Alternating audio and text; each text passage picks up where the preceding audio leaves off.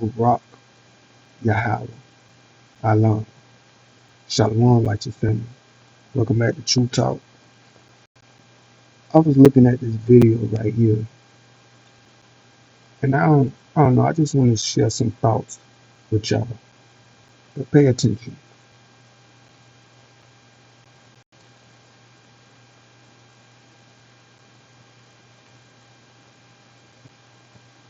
3 you weren't taught in school. This is Daryl, and since a little boy, he wondered how in the world certain people could hate others despite never even meeting them. His parents taught him about racism after an experience where a group of white kids and adults threw rocks and bottles at him, and only him, during a Cub Scout. What made Daryl different is he didn't just have this question of why someone could hate him because of his race, but he was bold enough to ask this question, and not just to anyone, but to one of the leaders of the KKK. So he somehow managed to get someone to arrange a meeting between the two, and of course the Klansman wasn't told he was black, or else he probably wouldn't have agreed to it. Needless to say, this was a very tense meeting, and that Klansman reiterated that he felt that Daryl was inferior to him. But the more they talked, the more the Klansman realized he really knew nothing about Daryl. Oh, and Daryl even invited him over to his house for dinner, despite several warning him not to. And eventually that Klansman, whose name was Roger by the way, eventually started stopping by without an invitation. And that Klansman, Roger, would even invite Daryl to a Klans rally. And Daryl attended them. Now, he didn't enjoy it, but his purpose there wasn't to like it, or to debate, or to judge, just to learn why. Why the hate for people you don't even know. But they did get to eventually know and respect each other. So much so that Roger would actually go on to leave the KKK, even giving Daryl his robe to show that he was done with the hate group. In fact, Daryl would go on to influence over 200 people to leave the Klan. And as Daryl wasn't a psychologist or sociologist, he was just a man with a good question and who also was a great listener. And that ignorance is what breeds fear. And if not careful, that fear is what leads to hatred. Black history you weren't taught in school. Now, I done heard this story before. That this, black man that met the head of the Ku Klux Klan, and they actually became friends. And the head of the Ku Klux Klan, the white man, actually quit, and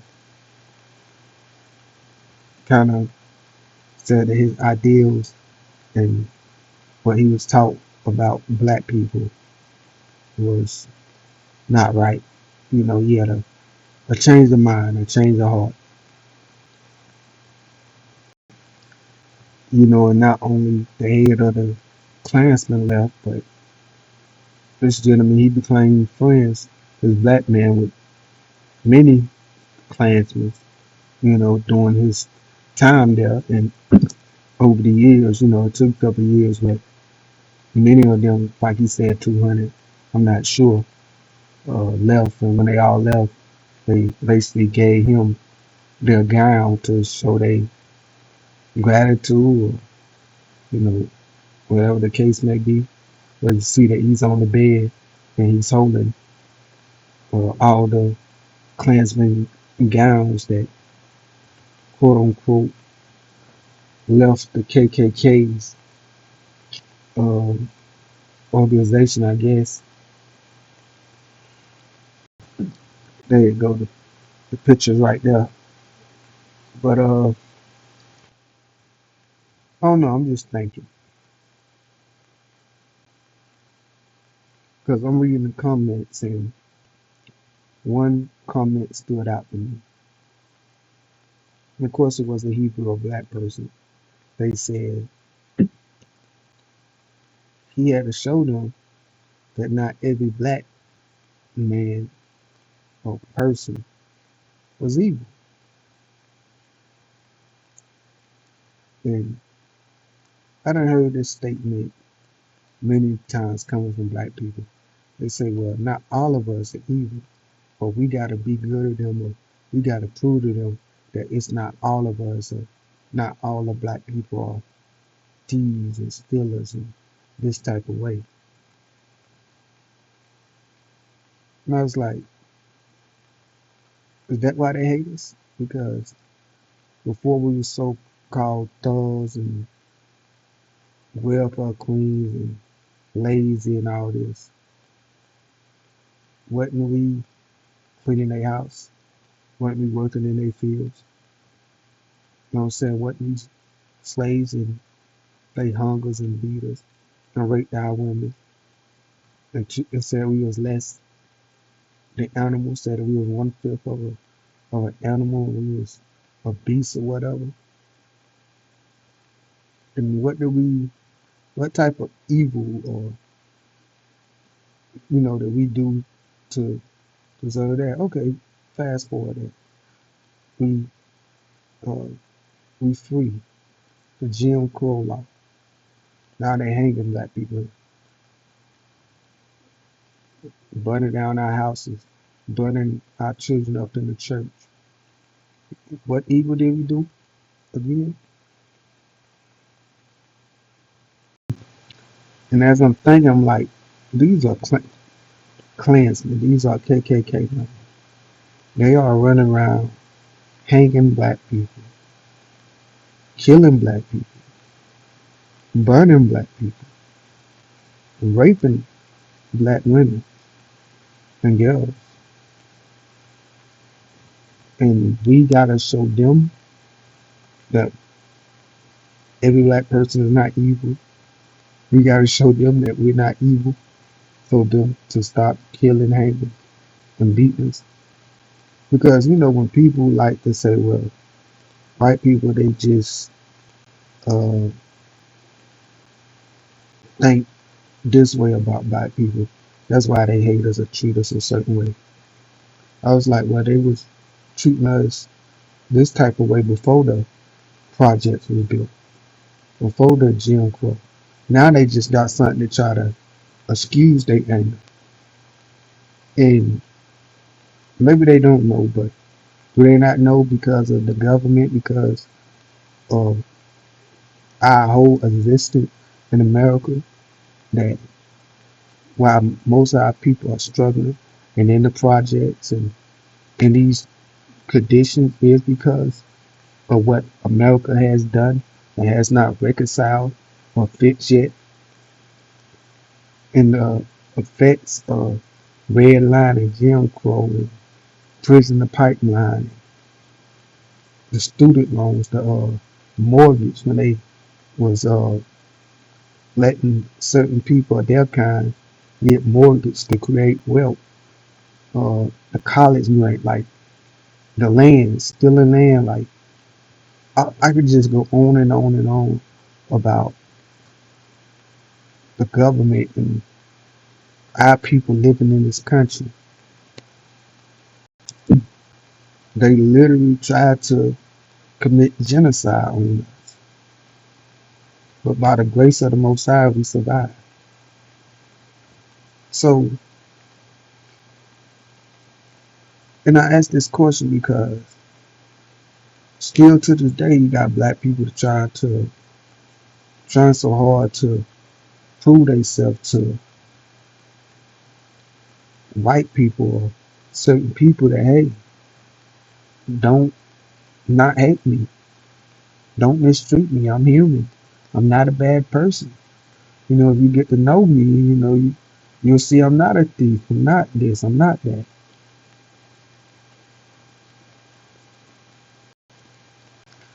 And not too long ago, I was looking at a video of two old white men reacting to Tupac. And of course, the saying that was like, that hip hop stuff. It was, I never listened to it. It was this and that, and it was like I heard of Tupac, but I didn't know nothing about him. I just, whatever the news painted about Tupac, that's what they thought. Oh, you just some troublesome dude. But of course, they listened to Dear Mama, and then they heard Keep Your Head Up, and then the third song they would listen to. Oh yeah, they listened to Brenda Got a Baby, and the third song they would listen to was Changed by Tupac. And of course, every time they listen, they be like, Wow, I'm surprised. I actually like this stuff. I actually like rap. I'm surprised I like this stuff. And, they were just talking and uh, about, what I can't, you know, don't understand what these people may go through, but, like, I know that, it must be hell for them. You know, of course, it was like, but my whole life been good. I love America. I love my country. It's been good to me, but I know that's not everybody reality. And of course, I expect for them to think like that and feel that way. And as I read through the comments, surprised, not surprised, it's full of black people recommending them other songs of Tupac to listen to as if they can teach this white man our culture through hip hop and teach them our struggle and why we do certain things and we not bad people. And it was this black man. He did a long comment. He was like, "As a black man, I appreciate you taking the time out and listening to Tupac." And he just went on to talk about how he liked that they trying to get an understanding and this and that. And don't get me wrong, I done been there as a black man in America. I done been there. I think we all been there. If you ain't been there, you are there. Well, it's like I gotta put on because everything that the media, matter of fact, the media that's ran by certain people are putting out bad images about me. You know, they make it the world and other people think that we this way or that way. Basically, they lying on us. And we can take everybody. We know the saying. Everybody got evil in their race. Everybody got bad people in their race. But for some reason, when a Chinese man do something, a Mexican man, a white man, the whole race don't get the blame, don't get crucified for it. But when it comes to us, nah, it's for some reason it's everybody. A black man robbed the store. All black women don't take care and raise their kids. All black men are thugs, so forth and so forth. We all ladies don't work and steal. Even though every day we work beside these people, they see us every day. Like we exist in the world with them. But yeah, I too used to go out my way to try to prove to these people. And if that was you at go, I'm not telling you what to do what you want to do. I'm just giving my testimony. And a lot of times I realize at the expense of my people. A dude told a story one day. He said, you don't treat each other the way you treat other people. And he said he was walking in the store and there was some black women at the counter. And he was the first one in there. And he said when he walked in, they looked up and didn't say nothing to him. And looked back down and went whatever they were doing. And he said he was in there real quick. He went and got what he was going to get. And he went back up to the counter. And a white person walked in. And they both lit up and was like, "Hey, how you doing? Welcome to so and so." And he was like, "Excuse me, I don't want to be rude, but I didn't get that warm welcome. Y'all didn't do that to me." They was like, "Oh, try to play it off like, oh, it wasn't like that. I didn't really see you, and all these excuses. But the truth is that some of us, because we kind of have this idea of instead of just treating our brother with kindness, period, people that's around us, treat them with our best foot forward. When it comes to another way, we put our best foot forward. But when it comes to our own people, it's like, just another Negro. But think about it though. These people, that the whole classroom was, black people are inferior. Okay, if a person is inferior, wouldn't you want to help them if they quote unquote slower than you, or you better than them? Why are you going around killing them and hanging them and won't let them succeed if they inferior? Why are you mad at them for being inferior? I'm trying to really think, you know what I'm saying? Because the psychology of this is we the one that gotta teach them that's doing evil things that we're not evil. Imagine that. Then I've thought about it because every time I try to make sense of something that quite makes sense and don't make sense, either way I go to the scriptures. Like, Heavenly Father, what does the scripture say? What you say about this? And the idea is, oh, that's why we are the chosen. This is why he told us to be a light to the Gentiles. Because these people got to be taught not to hate someone for no reason that you don't know. Nobody had to teach us that. Now, yes, many of our people are lost in this Gentile world, in this wicked world that's ran by Satan, given into their flesh, being influenced. You know, we understand that. But for the most part, when an Israelite is walking in his purpose and he got the spirit of the Most High in him, and he letting it shine, even this man, I'm pretty sure this man ain't got the spirit of the, well, I don't know, I can't say that. But, he don't never mention anything as far as I read about being a believer. But look what he able to do. Picture somebody with the Holy Spirit in them, that's walking in their purpose. How much more they can do to the world.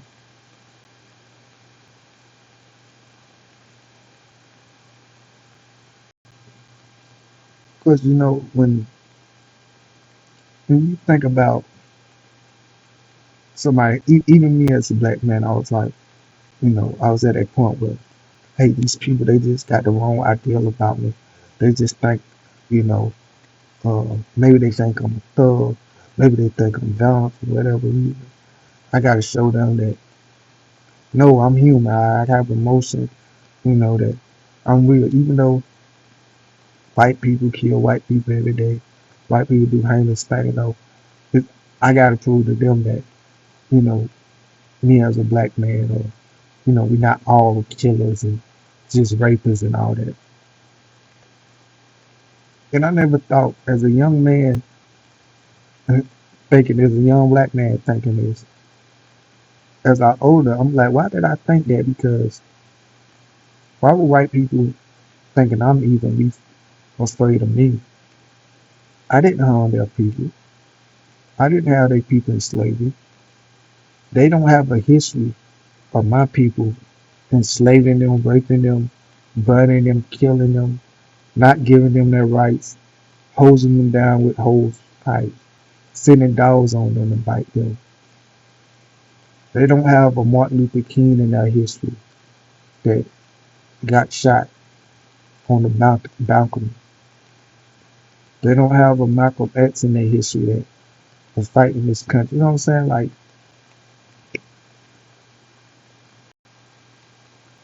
but here I am as a black man being mistreated by white people in my days, like having white people actually mistreat me, not being able to get a job, seeing all this, and I still don't go around hating white people. I still don't go around thinking all white people are evil or the devil. But as a young black man, I got this mentality after all the history that's they people done to my people, that I still got to prove to them that I'm not the bad one. That I got to make them see that, hey, what you doing is wrong. And going back to biblically, it just shows the responsibility that fall upon us in this dark world. that you really have to teach somebody to not attack you just for existing because I may look a little different and sound different. Don't try to harm me.